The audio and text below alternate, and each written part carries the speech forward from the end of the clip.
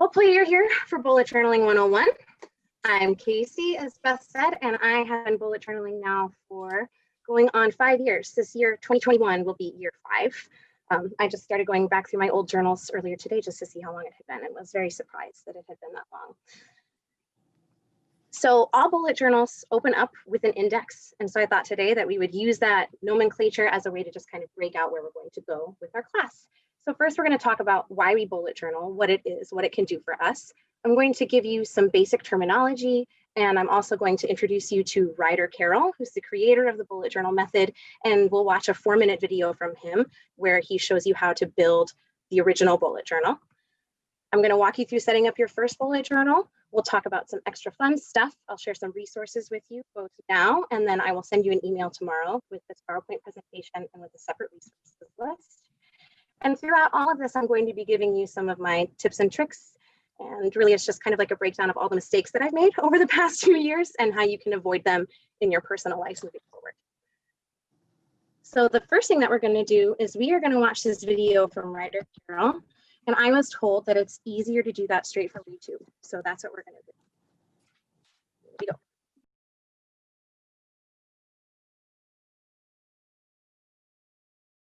So in that video, Ryder kind of starts talking about why we bullet journal. It's about the difference between being busy and being productive, right? In his book, The Bullet Journal Method, he uses this metaphor that a bullet journal is a Lego set for organizing your life. And I really, really liked that a whole lot, just because we play with Legos in my house, and it's just kind of a natural thing for me to kind of gravitate toward. You know, you can build a whole wall, and if it's working for you, that's great. But if it's not working at all, you can knock it all down and still have all those individual pieces to plug back in and start over. Or if there's just one piece that's not working, you can swap it out for something different. Bullet journaling is about taking what's out there and using what works for you and leaving the rest, building what you need as you go and adapting to what you are doing in your day-to-day life. So bullet journaling is about the marriage of efficiency and mindfulness. You're going to hear me say that a lot. It's about efficiency and mindfulness, right?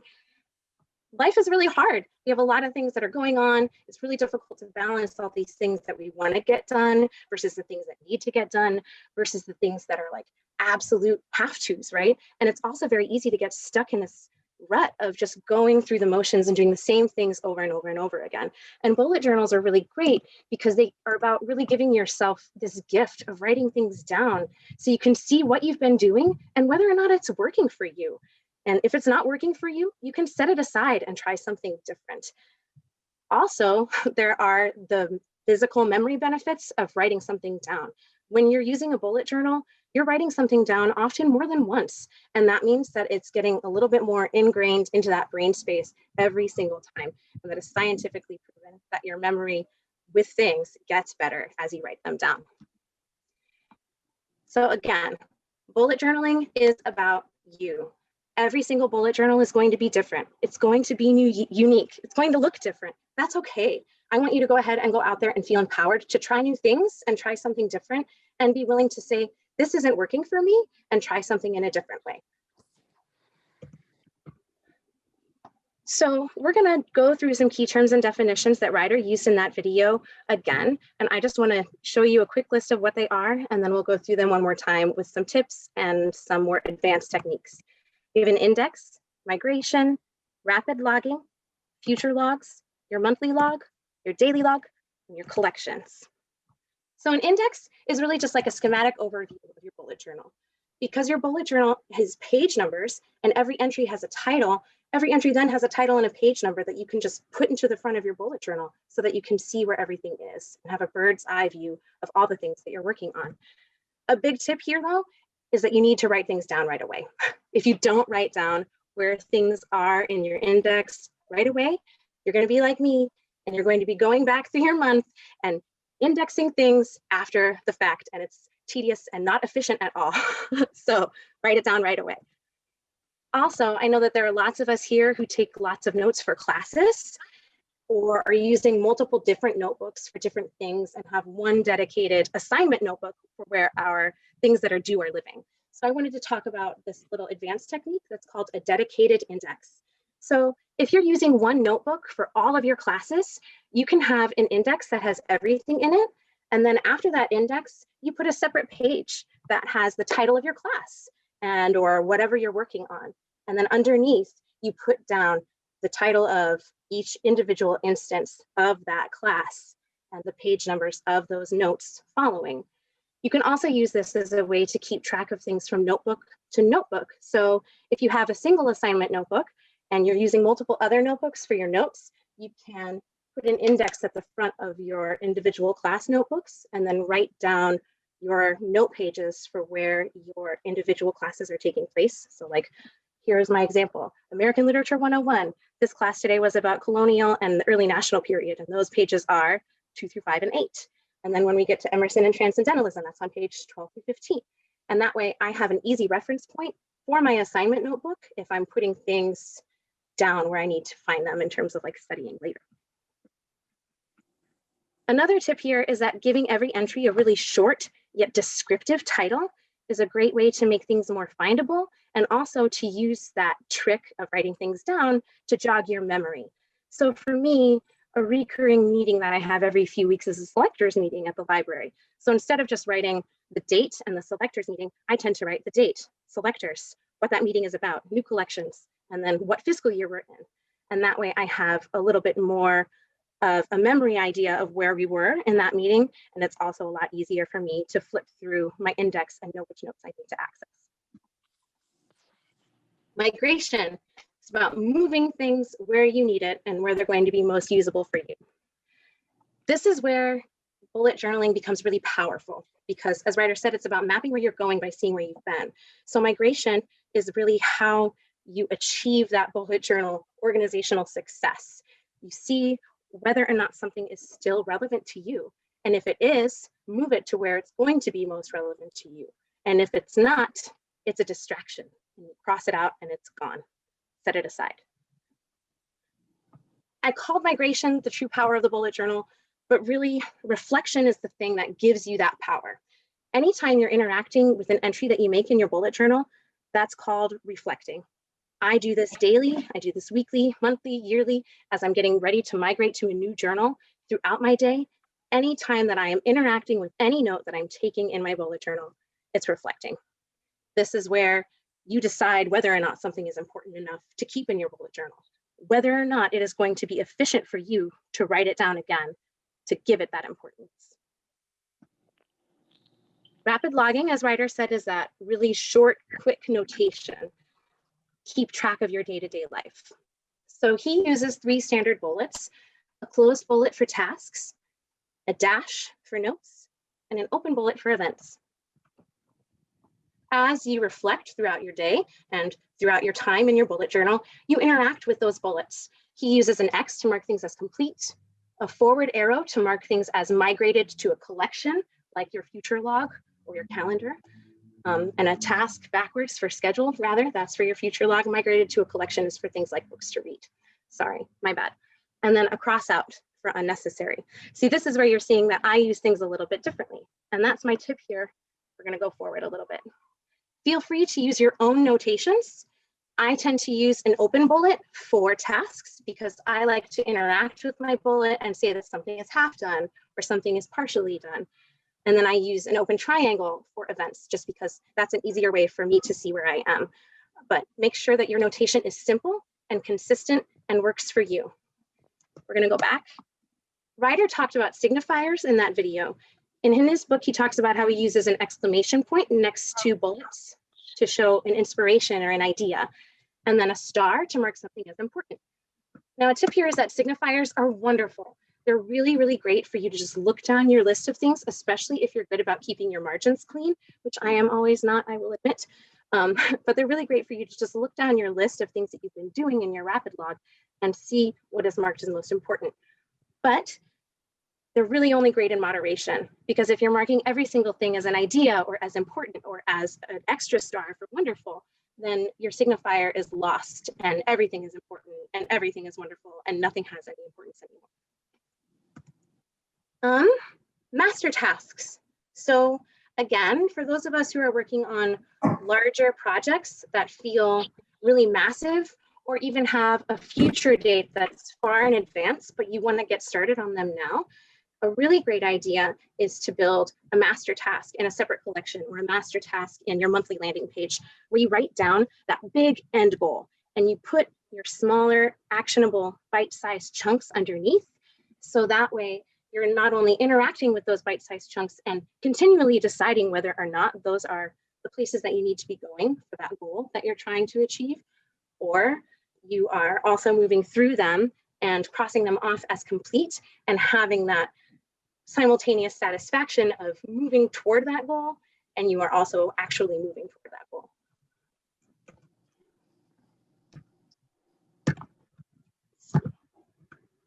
So your future log is all about not forgetting those things that you have coming up. Every single commitment that you have that has a due date in the future goes there. It's a really quick way to see that future that you're making for yourself and all those things that you said yes to. Because every time you say yes to doing something, you're also inherently saying no to doing something else. It also, when you're flipping back through your future log and you're thinking about those things that you have coming up, it makes those tasks that you have to get done for goals achievement really readily apparent. If you don't like lists like Ryder uses for his future log, like those little rows, I tend to use actually a monthly calendar just because that's what works for me. And I just write things in the margins or write things in their specific dates where they are due. Your monthly log is all that stuff that you're doing this month. It includes your mental inventory that you do at the end of every month, a monthly landing page where you keep your migrated and unfinished or your future log tasks, those things that you have that have due dates. It's also where you have your daily logs, those rapid logged entries of all those things that you're doing in your day-to-day life. A tip here is that your monthly log is going to be usually in more than one place. Your future log, your mental inventory, your daily logs, and your monthly calendar, if you're like me, all of that counts as your monthly log, but it's going to be spread throughout your journal. So it's really important to make sure that you're indexing things right away. Again, where you're going to be indexing after, and it's tedious and not super fun, not a fun mistake to make. Your daily log is just a space where you rapid log all of your everyday stuff. It's where those 3 task bullets come into play. It's your tasks, your to-do lists, appointments, memories, and it's all categorized in that rapid log notation format. You can also use a combination of things like a weekly log and a daily log combined together, or just a weekly log, or any kind of a log in that fashion that works for you. Some people like to lay out 2 weeks at once, depending on what they're working on. And as you're moving things around from your dailies to your future monthly logs and other collections, again, you're reflecting with those things and deciding in that moment, is this efficient? Is this something that is going to be useful in my day-to-day life? And if it is, migrate it, keep it. If it's not, it's a distraction and you can weed it out and give yourself that mental space.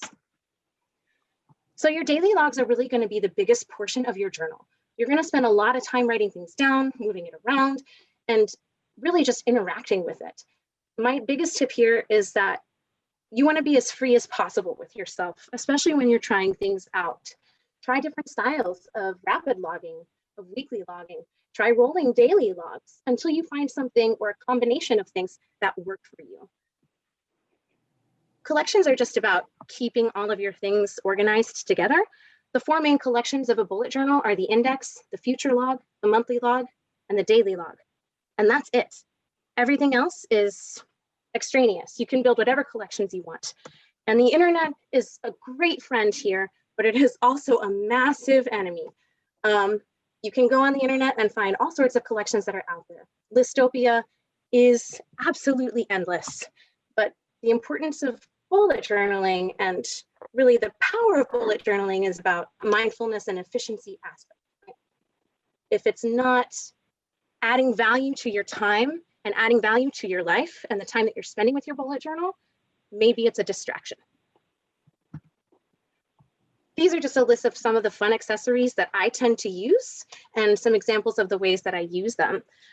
Please don't worry, I will send this PowerPoint presentation as well as a resources list out to everyone who is included in the registrants, so that way everybody has all of this information for later. I like to use washi tape for things like indexing my collections by color, making tabs, or covering my mistakes. I use 3M tabs and have had the same set for about 3 years now, just because they're movable and really durable. I like double-sided markers. You can really just go hog wild with your bullet journal, especially if you are a stationery nerd like me, and you like to write things down and you like to play with different kinds of paper and you think drawing is really fun. It's very easy to go super, super overboard, especially in the extra supplies department. And it can get super expensive. And it would be really nice if we had some things like bullet journal swap communities or bullet journaling pen pals, but we don't right now, and eventually, hopefully we will. So here's where having a scrap piece of paper is important. So if we take just a moment, I would like it if we could all pull out a scrap piece of paper. We're going to do our first mental inventory, getting ready for the month of December, even though today's December 1st. So take a piece of paper and divide it into 3 columns. You do this at the end of every month. You label 1 column, working on, 1 column, need to be working on, and 1 column, want to be working on. My tip for these 3 things is that you want to think about these as time-stamped. You are only working on something if you have been working on it in the last week. If you haven't touched it in 7 days, you are not working on it now. Your need to be working on it things are those things that have those timestamps in them, those things that have absolute firm due dates, what has to happen this month. Your want to be working on are those things that you really wanted to put in your working on space, but you haven't touched this last week, and you probably should be. We're going to take about 5 minutes now. If we have the time, we should be fine. Yeah, about 5 minutes now. And I want you to go ahead and fill out those columns for yourself, thinking about this upcoming month. I'm going to do it too, because I'm getting ready to migrate to a new journal, and I haven't done it for the month of December. So I thought that we could do it together. So if I can ask a quick question. So working on are things that I'm in the process of doing, or that I have finished in the last 7 days, or I will be doing? Working on is things that you are currently working on, like today, right now, or in the past week that isn't quite finished yet. Okay, thank you. Yeah. Sorry, Beth, I'm having a hard time navigating through screen share. That's okay. Okay, and need to was need to do this month. It's time-stamped. It has a due date Okay. in the month of December. Absolutely, yes. I'm writing the definitions down because I forgot.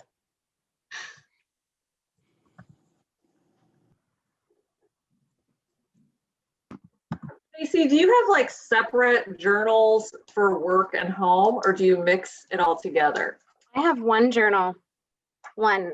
The only separate journal that I have right now is actually a crochet journal where I've been keeping track of patterns that I'm making and things that I'm working on, just because that takes up way too much space in my other journal. And I don't like to travel with my super bulky hybrid version in my crochet bag. Okay, thanks. Yeah. But that is why, it's a good question, Anne. That is actually why I have had the hybrid bullet journal system, just because I did find my work-life balance didn't feel quite right when I had my personal collections in with my workspace and in with my task space. And so that's why I did have that secondary collections journal, which is where I had things like. Is that when you say Yes, that I want. secondary collections journal? Is this part of the thing with the rubber bands inside the cover? Yeah. Okay. So it's a whole, your big rubber band thing is actually multiple journals. This is 2 journals Okay. slammed together inside one cover, other collections. And then this front one has just been like my daily logs and my monthly log and my tasks and stuff that I keep track of. Cool. And it's worked pretty well, but the thing that I don't like about it is that I found that I am doing a lot of page hoarding in my other collections book. Like I've used probably about a third of it in a year and a half, whereas I've gone through 2 whole journals in the front end. Could you explain again what you mean by page hoarding? Page hoarding, yeah. I think I know what you mean, but I'm not sure. Page hoarding is when you set something up and then you never use it. You set something aside and then you never go back to it. So my example was my books to read shelf. Like I spent a whole lot of time making my books to read shelf super beautiful and actually making it look like a bookshelf. But did I bother going back in and filling it out? No. Was it because you made a list of books somewhere else? Yeah. Or was it because it was so beautiful you didn't want to mess with it?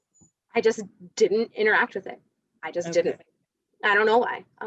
Sometimes things are just not working and you just have to let them go. Okay. Casey, I have a question. Can you, if you like working on something, can you also put it on the want to work if you want to work on it more than you already are? I would save the want to be working on category for things that you're no longer currently working on, but you feel like you probably should be working on. Okay, thank you. Yeah, of course. Don't worry, your working on column isn't going to go away. You're just going to move those things over into your monthly log as items that you are putting into task bullets. Are we all about ready to move forward?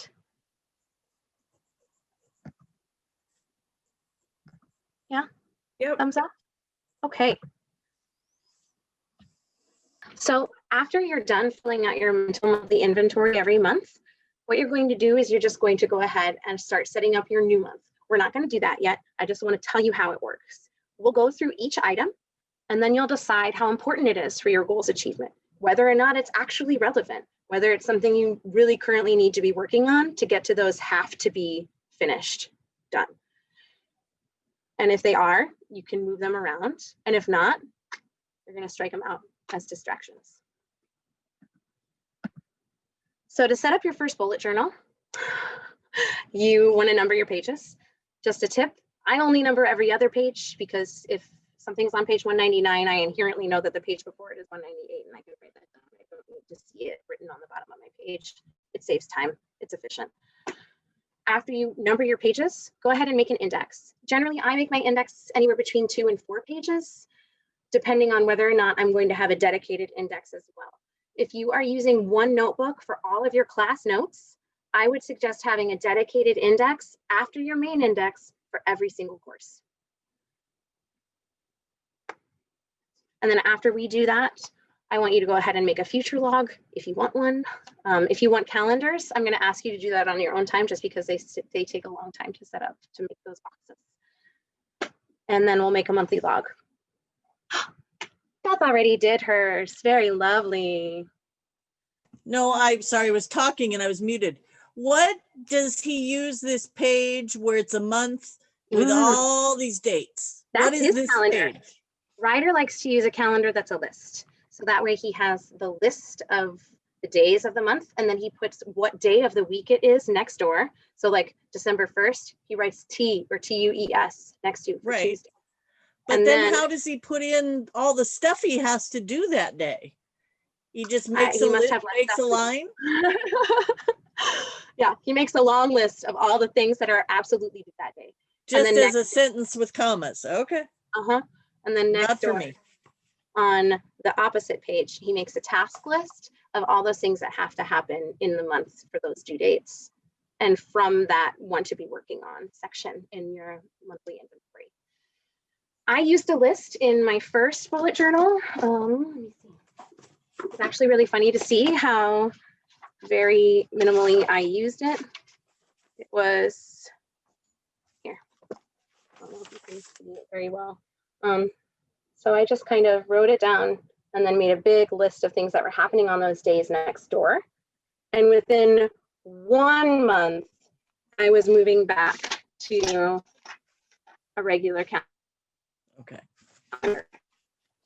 Because it didn't work for me. I wondered about that. It seemed kind of weird. Some people really like lists. I understand why he does it. He does it because it gives him a single landing page where you have a bird's eye view of absolutely everything that you're doing in your month. That is super powerful. But because I like to use, see if you can see them, I like to use tabs in my journals. That's a really easy workaround if you like calendars instead, because you have these ready reference points where you can just grab and open your journal to see what month you're in. I haven't changed over to December yet. I think that another benefit to the list is that sometimes if I'm looking at a calendar, Sunday or Monday seem far away because they're on another line or they're not where my eye's going. And so having a continuous list could psychologically help me out. Absolutely. His book, The Bullet Journal Method, is all about like those little brain tricks that he likes to use to make himself more productive. And that is definitely one of them. I've found that sometimes if I have a lot of things going on, I will make a separate like monthly landing page that does have that list in the front of it, just so that I can keep track of all those things in one space. But that's only if I'm feeling a little overwhelmed and I have tons and tons of things that I need to keep track of in that month. So go ahead and take this time to start writing in your page numbers and making an index for yourself and making a future log. The way he makes a future log, I don't have a page for this because again, I use calendars, but he likes to make a future log by dividing his pages into columns.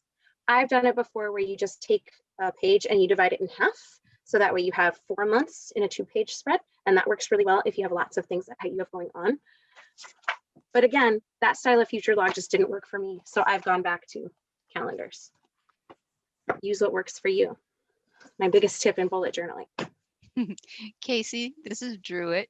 Do Hi. we number our index pages? I tend to use the traditional IB, like the lowercase Roman numerals for my index. And that's just a preference. If you feel like numbering your index, go ahead. If you don't want to, that's fine. It's up to you. Okay, thanks. Another suggestion that I have is that if you like to use notations that are separate from those 3 that we talked about in rapid blogging, the closed bullet, the dash, and the open bullet, make yourself a little key at the bottom of your index. So that way you know what notation system you've set out for yourself and you have a ready reference point to make sure that you're being consistent with the notations that you're making for yourself. You can also have like a separate signifier key, which is really helpful too if you're using signifiers in a different way. Like I tend to use the exclamation point as something that's important, but that's just because I email things all the time and that's how they come into my inbox if they're important.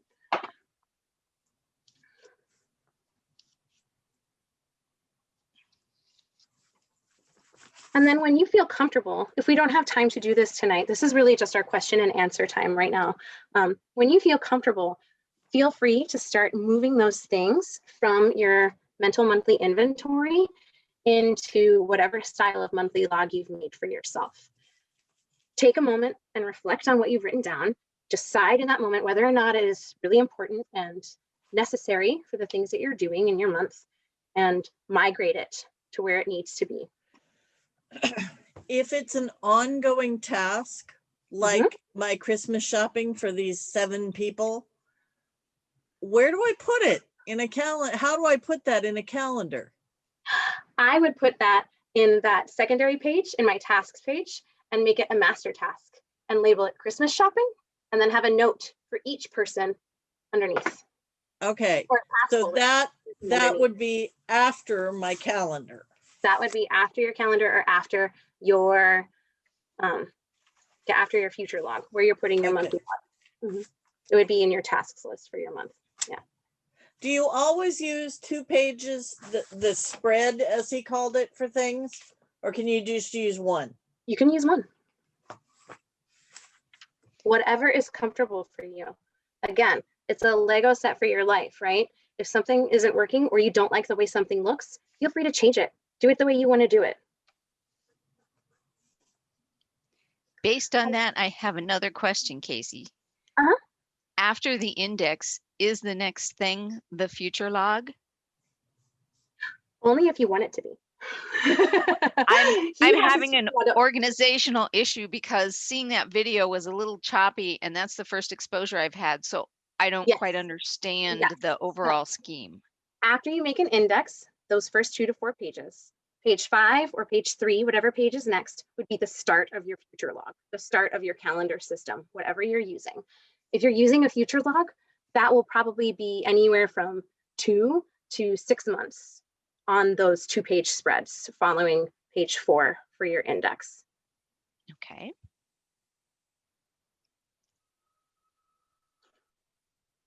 And so again, a really easy way to do a future log is to just divide your page in half lengthwise, and then to write individual months at the top of those 4. So January, February, March, April, only the future. Only the future. Okay. Only the future. This month is now. Oh, dang. Okay. Thank you. Thank you. You're welcome. Yeah. Your future log is your future.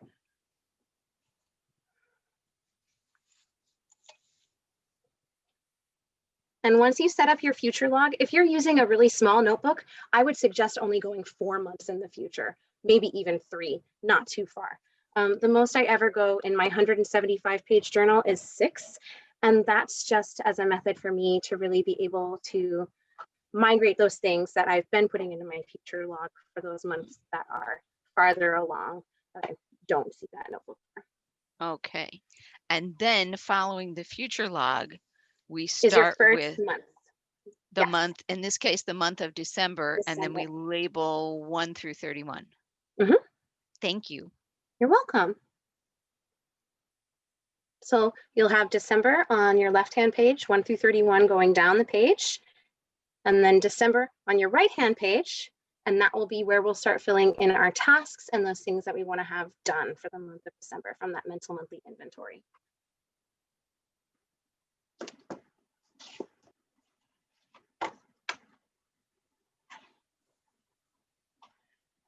Another great tip, if you're using a dot journal or a lines journal or something that has finite lines or finite numbers that you can count in it, when you're making an index, go ahead and count those dots or count the lines that you have on a page and write that number down in that key section in that first page of your index.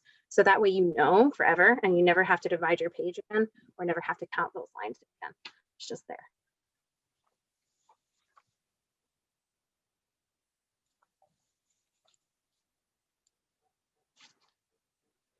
If you knew how many times I've counted the number of lines on a legal pad of paper, duh, I should count it once, write it down, and be done. Then And you'd one of be a my old- lawyer, Beth. No thanks. Yeah, it's really helpful. Another way that some people do this is if you're making a weekly log that is exactly the same week to week and you're using boxes that you want to have the same dimensions, you can write that down on a page and be like, this is exactly how I make my weekly log. And so you can just use that as a ready reference point in your bullet journal. Like a Really template. helpful. That's cool. Mhm.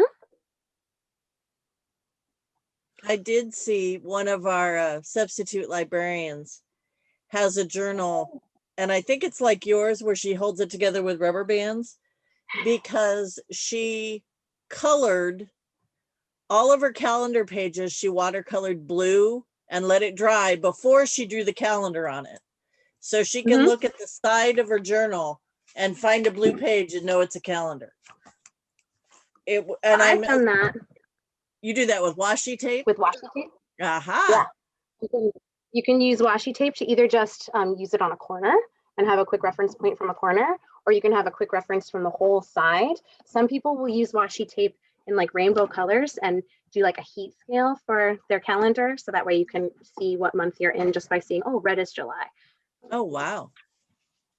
Again, bullet journal land is endless. Once you get on the internet and you start looking, you're going to see so many things that you'll find really inspirational and that you'll want to try on your own. And I want you to try them all and find what works for you. Just a word of advice coming from someone who's a really bad influence on her own self. Don't look at Pinterest pages before you go shopping. No. Or you buy everything. You'll buy everything. Yeah. Especially at like Joann's, where some of it's on sale right now. Washi tape's on Mhm. sale. Mm-hmm. Again, why we need to have bullet journal swap communities and bullet journal pen pals so that I can just like send you some sample things of stuff that I'm not using that you might like and just kind of pass things around to people. Sonia put in the chat that she uses washi color for a month page, a different color for each quarter of the year and one for the index and similar pages. Yep. I would have so much washi tape. Yeah. It's very easy to go overboard. Very, very easy. So my last tip that I really want to leave you with is that bullet journals, again, it's about efficiency and mindfulness, right? You want to harness the power of writing things down, seeing what you're working on, and deciding what you're doing is working for you. Because if it's not working and you see why you're doing something, you can really change your habits and change the things that you're doing to be a little bit more efficient and work a little bit better for yourself. Make yourself more productive. I know for me, I tried to keep track of all the books I read in a little spiral notebook. Then I moved to Goodreads. But every time I go to Goodreads, I get so distracted by other people's stuff, I never do what I want to do. And I'm thinking I'm enough of a list maker that I could like this. But I'm also thinking I'm somebody who could go way overboard. It's super, super easy to go very, very overboard. I can show you. So in one journal, I went so far as to do things like mood mandalas. And they're beautiful. Can you unshare your screen so we can see you bigger? Yeah. And now show us that page again. In one version of my bullet journal, I did things like mood mandalas, where I was drawing, like physically sketching mandalas and then going through and coloring them in and then indexing by color how I was feeling because of that color, or like why I was using that color. In this one, I have a whole section that's blank just because I decided I didn't like the size of this paper. Sometimes you'll get into using a notebook and, you'll use it for things. So this is our summer reading planning page for Libraries Rock. Beth, ready? 2018. Here's a Dutch door, it folds out. But again, page hoarding, because I was more concerned with having space to color and things to jot down on while I was in meetings than I was with that efficiency and mindfulness aspect of the bullet journal. So it became your coloring book. It became my coloring book, yeah. And then over time, after my coloring book, it became my taskmaster, and it wasn't fun anymore. And then this year, I've kind of gone through this. I rediscovered the note bullet. I had just like totally lost the note bullet in using my bullet journal and was always using events and tasks. And now I'm almost going note overboard. It's like kind of do this ebb and flow in your bullet journal for sure. Well, I know, at least I hope this is going to give me a way. I'm always thinking of things that I want to remember and saying, oh, I'll remember that. And by the time I get back to my computer, it's gone. And half the time I'll put it in my phone and then totally forget what I meant when I go to look at it again. So if you've seen me at the library, you have seen me carrying this absolutely everywhere. And it's also part of the reason that I'm switching to this one this month, just because it's smaller, it's easier for me to handle. I won't be page hoarding this massive amount of collections that I'm not using. I feel bad, I feel bad. My journals are beautiful. I want to use them, right? So try something different, try something new. So tomorrow, look for another email from me. I'll be sending that PowerPoint out to everyone so that you just have it as a basic breakdown of this class. And I'm also going to be sending you a PDF that has resource lists in it, just some sites that I really like that have great bullet journal spreads, more information about Ryder Carroll and where to find his info, and also some places online that you can go shopping and find some fun stationery supplies, because everybody loves stationery supplies, right? One of the things that I gave out in the kits to the 24 of you who got the kits was a list of local-ish sources.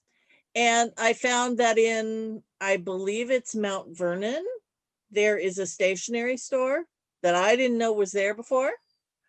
So maybe I'll give that list to Casey and she can add it to her list that she's going to send out, because I realize only half of you got the kits. So also, as an added bonus for coming to class today, I have some journals that I've just eschewed and not used at all.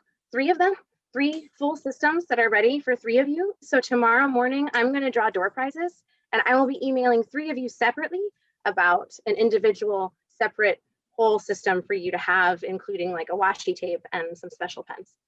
So I'll send those out to those 3 people. Thank you so much for coming. I hope it was useful and that you learned something.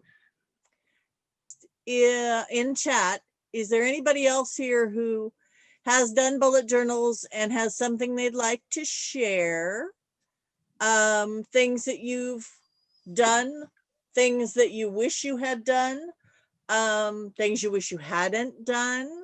Please go ahead and either unmute yourself so you can talk, or you can type it in the chat. You know, these are open to anybody to talk. So this isn't exactly bullet journaling, but whenever I make a to-do list, if the thing requires going outside, I put a little sun next to it. If it's like I need to go shopping, I make a little shopping bag next to it, just a little square. And then that helps me organize what I need to get done in that one day. And so I feel like that fits neatly into the bullet journal psyche, right? I like that. Do that exact thing, Stacy, because that is absolutely a thing that people do in bullet journal land. Yeah, for sure. That's wonderful. I like that. You know, I use mine for work, and many times I'm waiting for someone else to get back to me.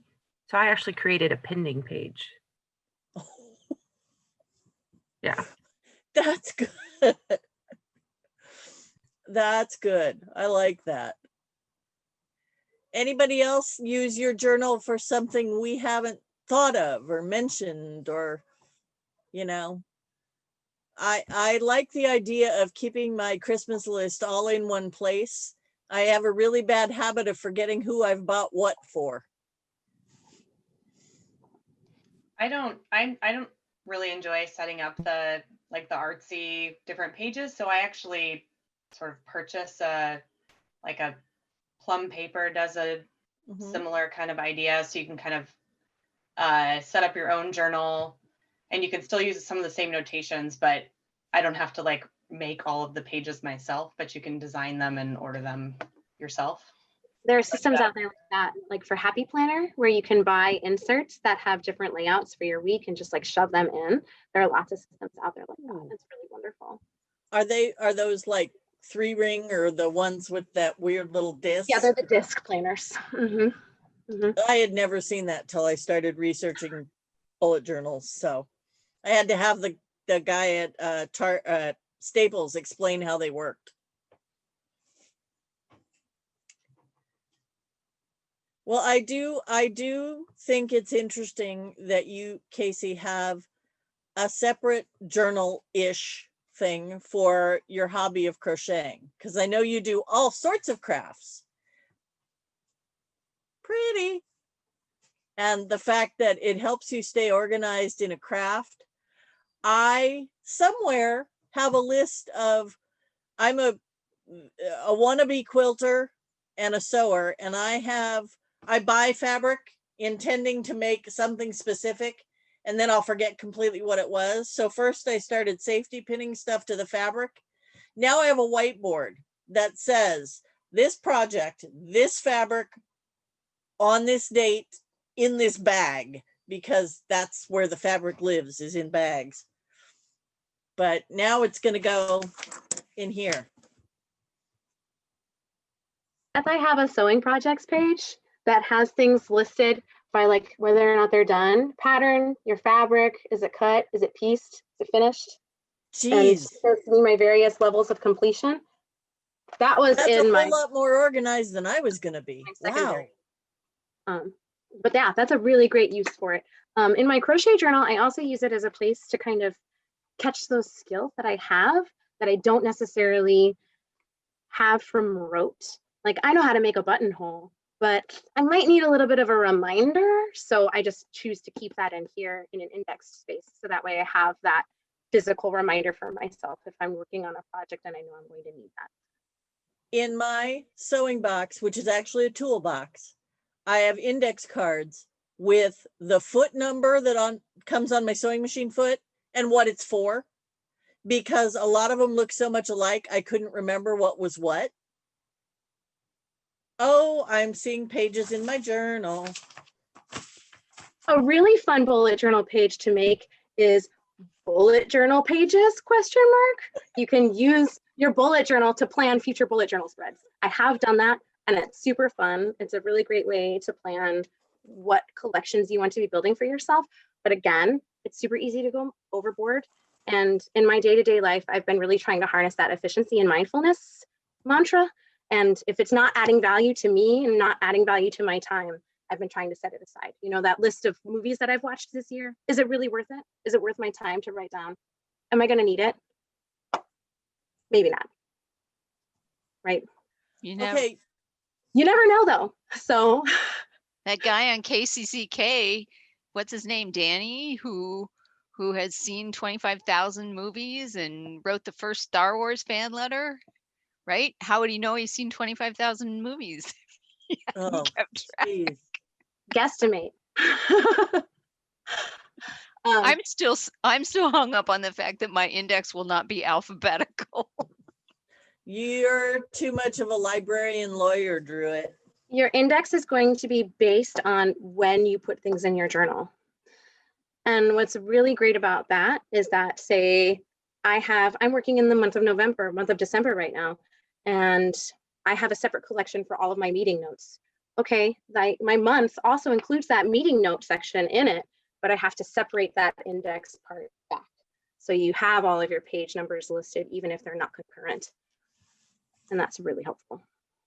I'm thinking back to when I was a kid and I had a notebook they used to call a Trapper Keeper that had pockets. How can you add pockets to a bullet journal? I have one. So I bought a new cover for myself this year instead of making one.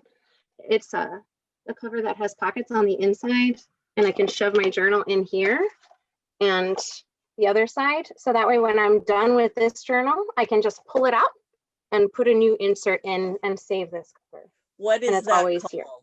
What is that called? This is called Hobonichi. Hobonichi. Hobonichi. Yeah. I can put that in the resources list if you'd like. It's a recent acquisition for myself.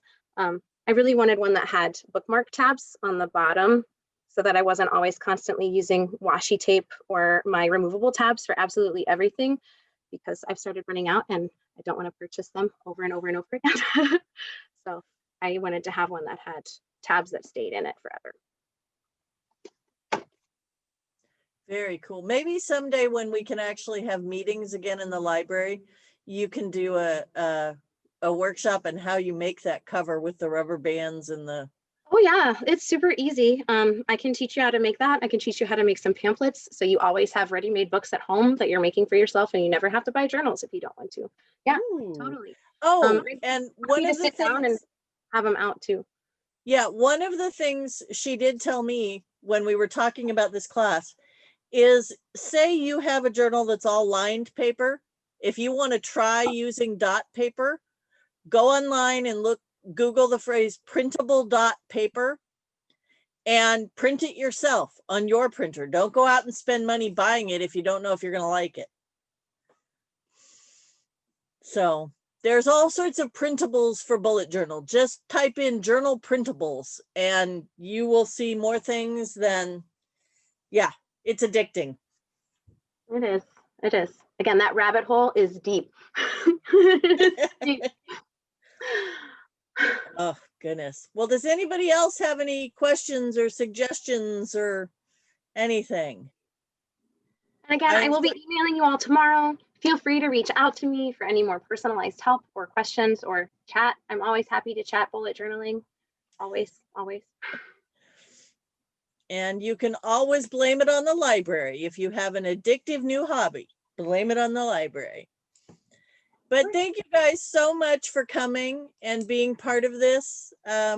It was our my first attempt at a real online give and take workshop. So, Anne, what have your kids come up with? Can we see?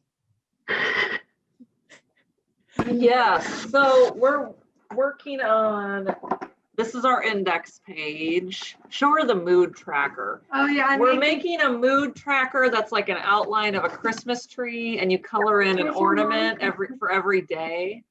Mm-hmm. How fun. Yep, that's the idea. I love it. So she was like looking up things on Pinterest on her phone while you were talking for ideas. Yeah.